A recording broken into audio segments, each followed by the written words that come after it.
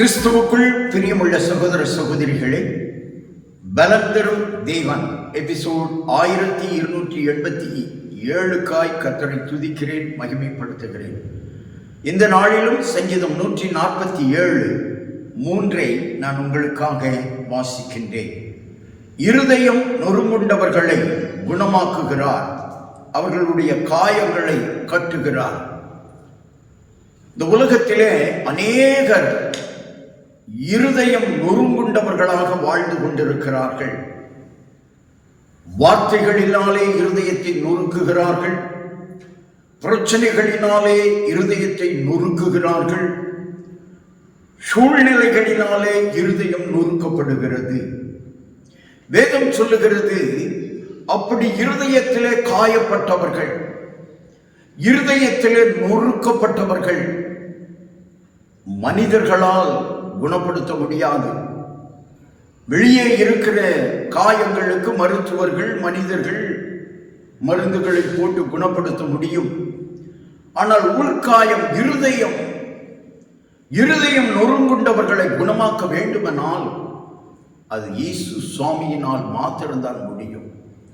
அது மாத்திரமல்ல, இருதயத்தின் உள் காயங்களை கட்டுகிறார்.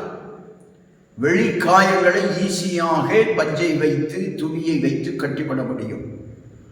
உள்காயம் ஆற்றப்பட வேண்டுமானால், கட்டப்பட வேண்டுமானால் அது ஆண்டவராகிய இயேசுவால் மாத்திரம்தான் முடியும்.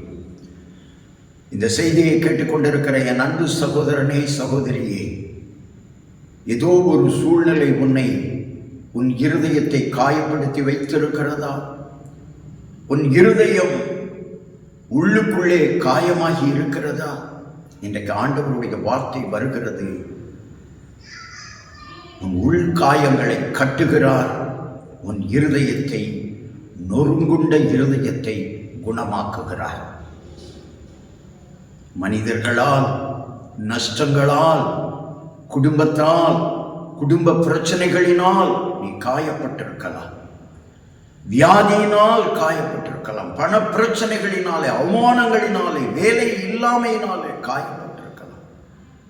உன் இருதயம் எந்த சூழ்நிலையில் காயப்பட்டிருந்தாலும் இன்றைக்கு தேவனுடைய வார்த்தை, மகனே, மகளே, உன்னை தேடி வருகிறது. உன் இருதயத்தை, நொறுங்குண்ட உன் இருதயத்தை இயேசு குணமாக்குகிறார். கண்களை மூடி ஜெபிக்கலாம். எங்களை நேசிக்கிற நல்ல தகப்பனே, நொறுங்குண்ட இருதயம் உள்ளவர்களை குணமாக்குகிறவரே, இன்றைக்கு யார் யார் இருதயத்தில் நொறுக்கப்பட்டவர்களாய் வாழ்ந்து கொண்டிருக்கிறார்களோ அவர்கள் காயங்களை எல்லாம் ஆண்டவரை நீர் ஆற்றுகிறவர்